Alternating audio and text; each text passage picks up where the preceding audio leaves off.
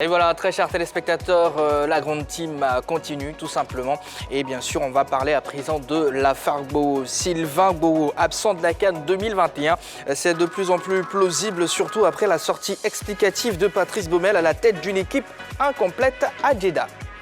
Nous avons demandé à Sylvain, en début d'année dernière, au stage de mars, d'aller faire un examen oculaire, comme souvent les gardiens font. Il est allé le faire à Abidjan. Le médecin qui lui a fait l'auscultation lui a prescrit des médicaments. Il a pris ces médicaments au mois de mars. Depuis le mois de mars, il a arrêté ses médicaments. Lors du match contre le Cameroun, il y a eu un test antidopage après le match. 2 joueurs avaient été désignés.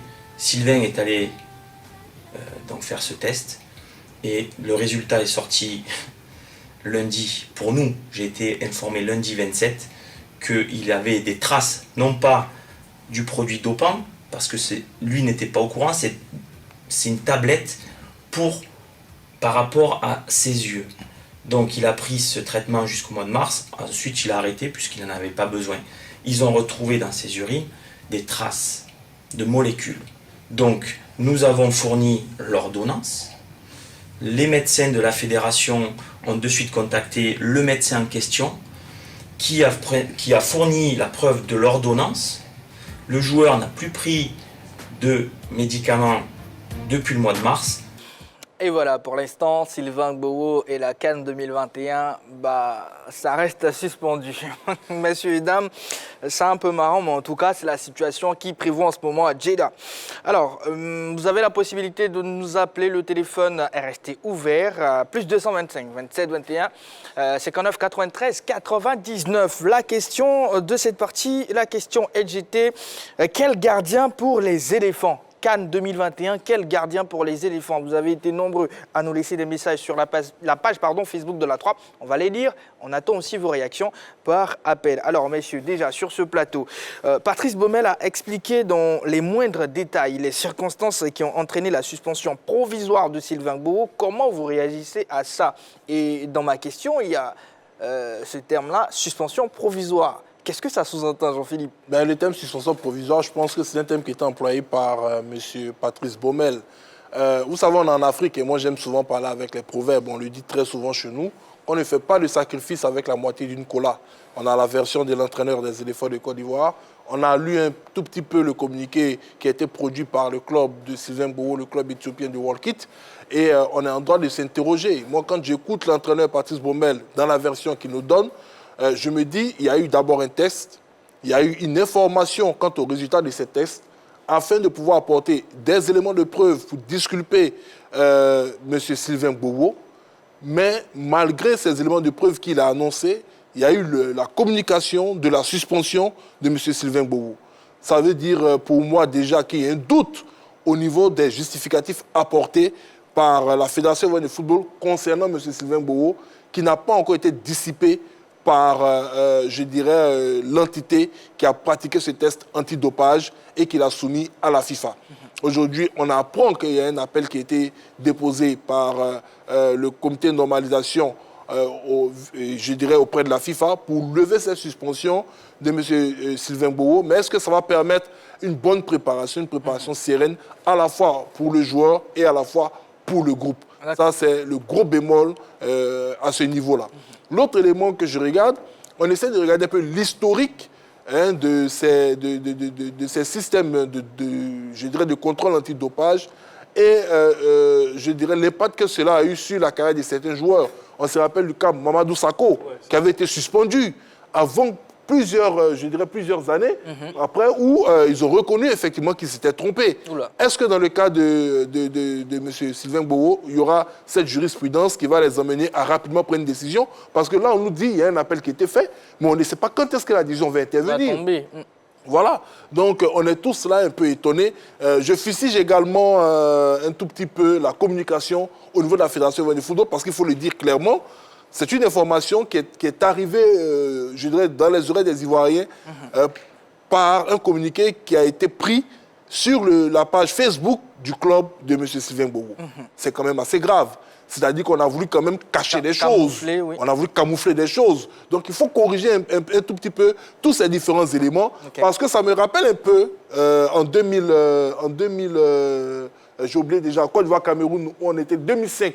Voilà, la blessure camouflée de Tizé Jean-Jacques. Puisqu'il a dit, quand il est arrivé en Côte d'Ivoire, tous les membres du staff des éléphants savaient qu'ils ne pouvaient pas jouer le match face au Cameroun.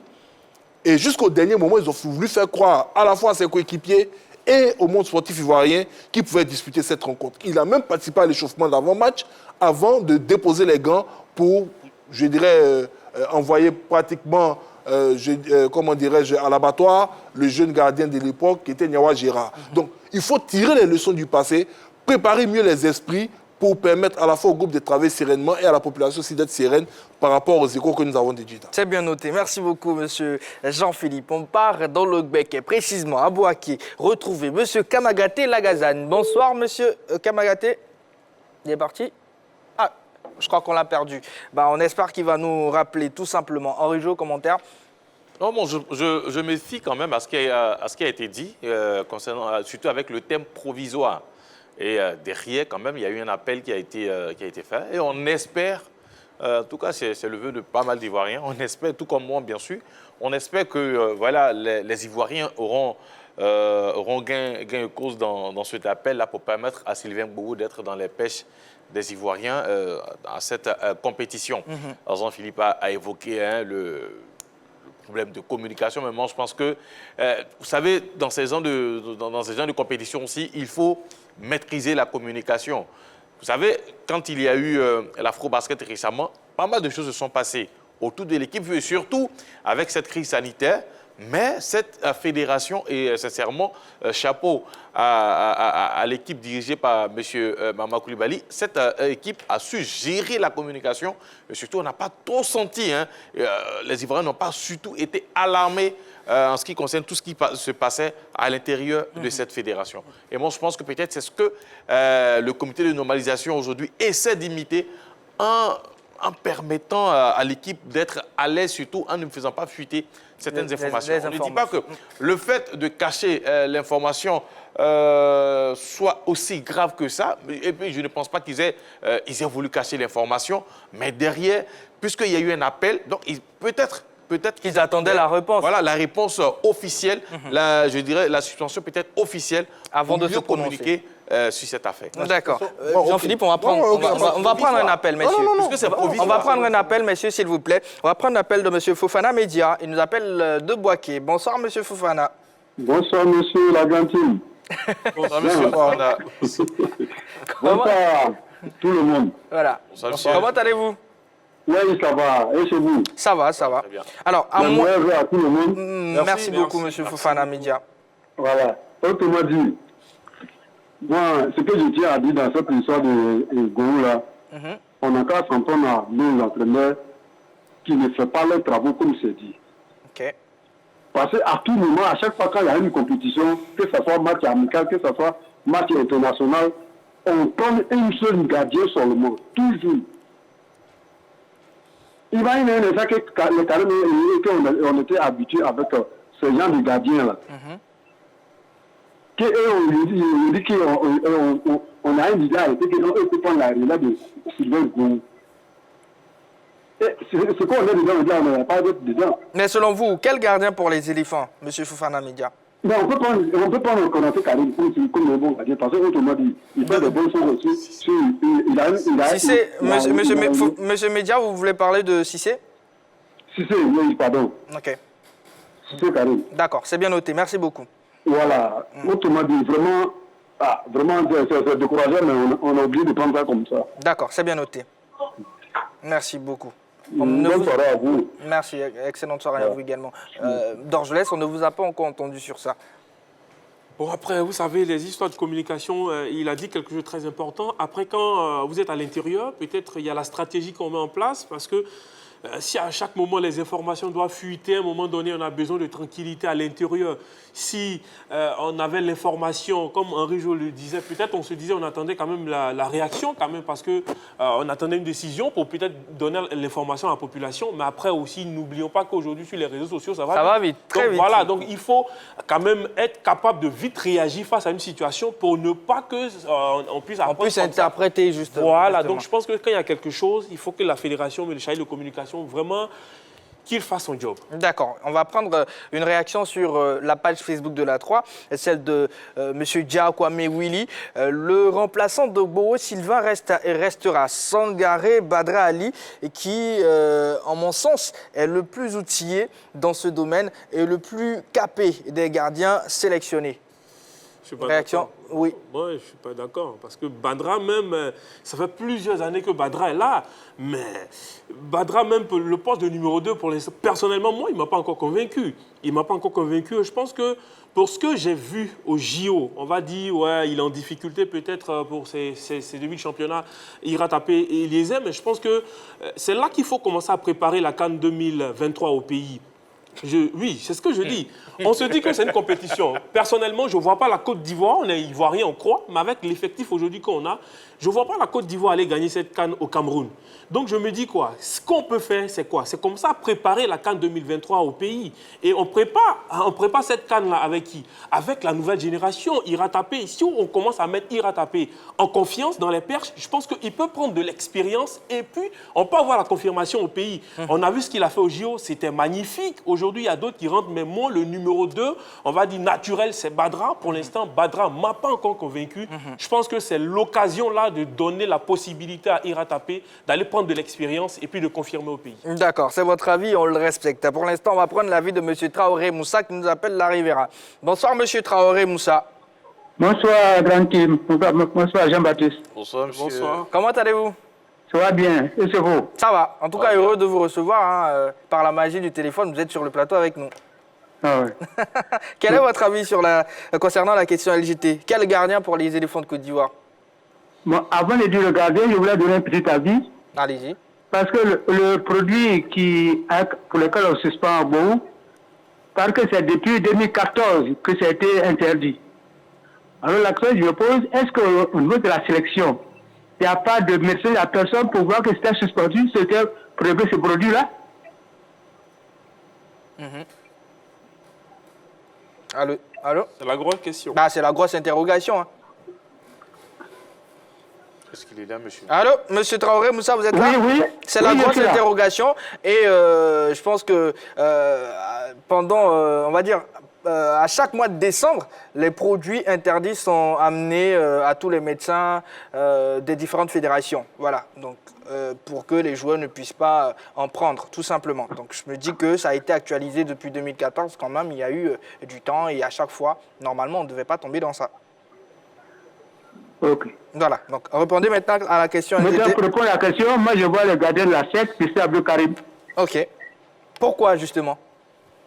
Parce que, bon, actuellement, c'est lui qu'on voit, c'est lui qui, pour moi, c'est lui qui a la forme pour remplacer Sylvain Bowo. D'accord, c'est bien noté. Merci beaucoup, monsieur Traoré Moussa. Merci à vous, merci. Voilà, excellente soirée à vous. Jean-Philippe, vous voulez réagir tout de suite au dire? Non, en fait, d'Orgelès, je le comprends.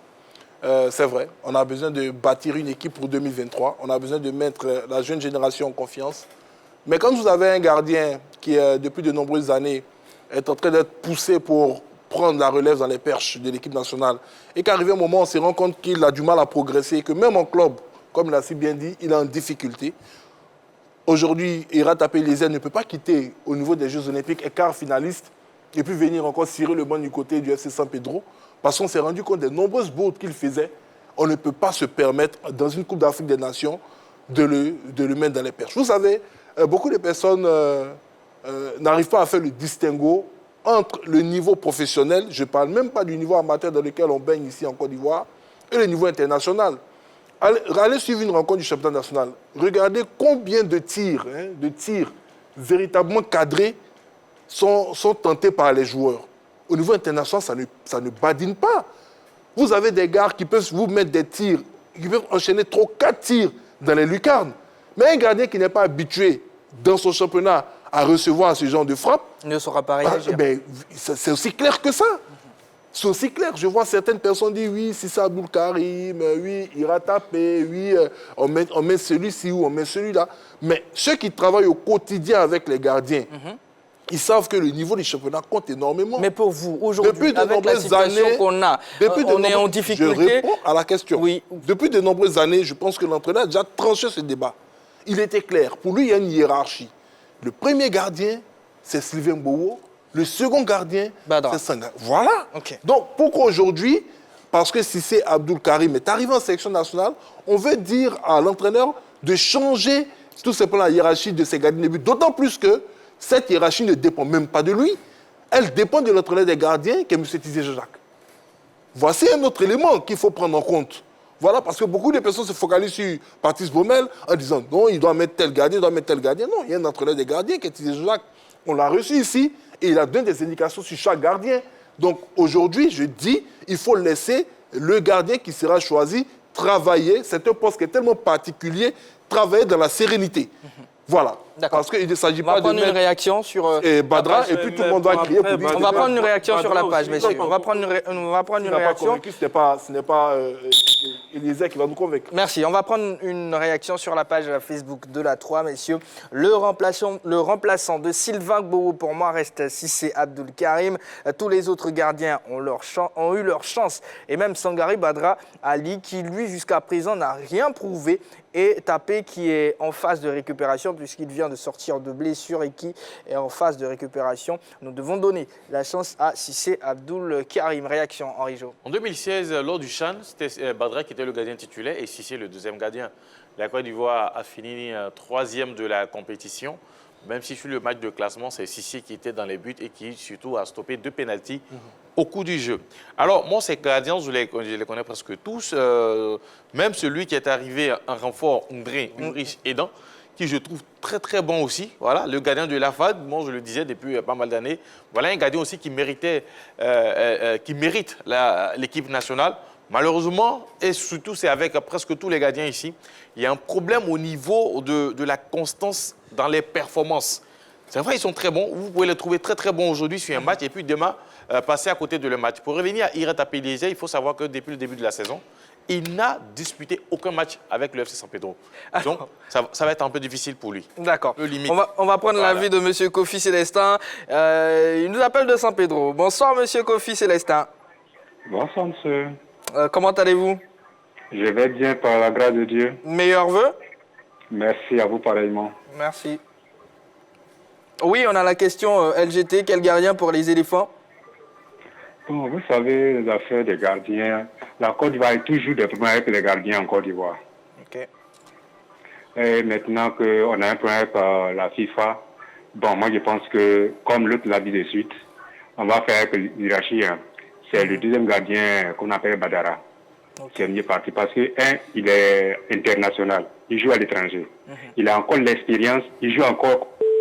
Oh, on l'a perdu. D'accord. Sinon, Badra joue en Afrique du Sud. On a l'essentiel quand même de son avis, c'est Badra. C'est ça. Et d'ailleurs, moi, je suis d'accord avec lui. Aujourd'hui, c'est difficile quand même de tout de suite remplacer un gardien. On l'a vu en 2015, même si derrière Kopa Barry se fait remplacer par Sylvain Bowo, qui arrive à assurer.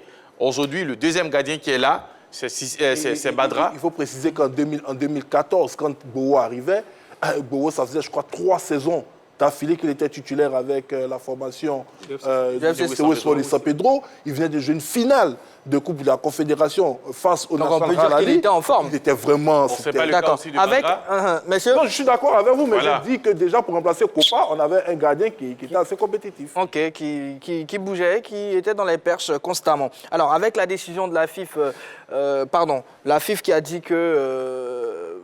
Patrice Baumel qui a dit que voilà, pour l'appel, est-ce que l'espoir est permis aujourd'hui, selon vous?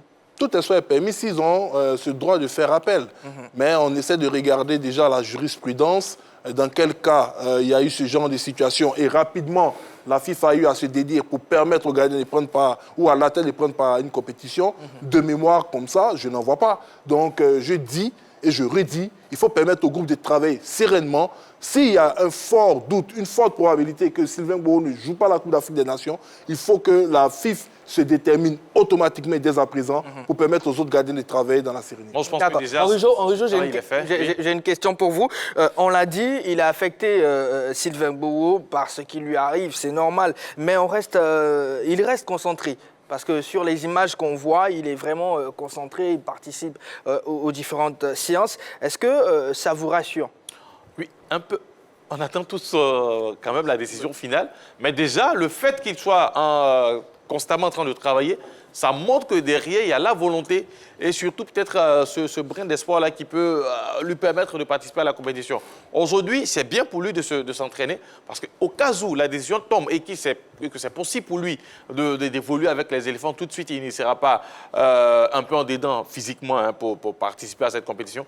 Donc, il fait bien de participer. Surtout, le staff même fait bien de lui permettre de participer aux entraînements. Mais ce qu'on ne doit pas oublier, c'est qu'on doit déjà commencer à préparer aussi celui qui doit le remplacer, c'est-à-dire Badra. Donc, voilà, pour attendre un peu le résultat de cet appel-là pour voir si oui ou non il sera là. Mais déjà, il faut commencer à préparer Badra et même préparer aussi Sissi Abdul Karim et les autres. Voilà. Il faut préparer tout le monde. D'accord. Alors, messieurs, entre les cas Covid et les clubs qui tentent de retenir les joueurs, on sait tous que Patrice Baumel a appelé des renforts. Et concernant ces renforts-là, et c'est sur ça qu'on va terminer cette émission, Baumel a affirmé qu'il était à titre provisoire. Voilà, j'y arrive. C'est-à-dire qu'en cas de retour des malades, Ulrich, Edan, Ouattara, Ousmane et Bouékouassi retourneraient en club. Est-ce que c'est un gage de sérénité, messieurs, selon vous? On termine vraiment sur ça. Moi, je dirais non. Non, parce que c'est comme si vous êtes là. En même temps, vous dites à n'importe quel moment, vous pouvez retourner en club. Moi, je pense qu'il faut leur permettre quand même d'être concentrés du début à la fin. Comment? Non, du début à la fin, je pense que non. Mais je me dis, ils sont déjà là. Mais quand vous sortez un tel truc, ça veut dire que je suis là. Mais à n'importe quel moment, je peux partir. Mais est-ce qu'on peut être concentré? Moi, je vais être clair. Je suis joueur professionnel. Je sais que cette Coupe d'Afrique des Nations était à polémique. Pour que les clubs puissent libérer les athlètes, c'était très difficile. Je n'ai pas été sélectionné pour la CAN. Je ne peux pas venir m'entraîner à Jeddah dans l'espoir que peut-être un va guérir et on va me ramener dans mon club. Je ne peux pas venir dans cette incertitude. Donc j'aurais préféré que l'entraîneur garde son groupe face avec ceux qui sont là, ou tout simplement se détermine en estimant avec les médecins que tel ou tel ne pourra pas aller dans une compétition et être compétitif et le remplacer. Voilà, moi c'est comme ça que je conçois les choses, mais l'entraîneur a sa vision. C'est lui qui décide, on verra ce que ça va donner. En tout cas, je suis sûr et certain qu'on reviendra sur tout ça dans les prochaines émissions, tout simplement, et on continuera. Avant, bien sûr, le coup d'envoi de la CAN à passer naturellement à la loupe les différents groupes de la 33e édition de la Coupe d'Afrique des Nations à vivre en direct et en exclusivité sur la 3 du 9 janvier au 6 février 2022. Merci de nous avoir suivis, très chers téléspectateurs. C'est ici que ce numéro de la Grande Team prend fin. Merci de toujours rester sur la chaîne qui offre toujours 3 fois plus.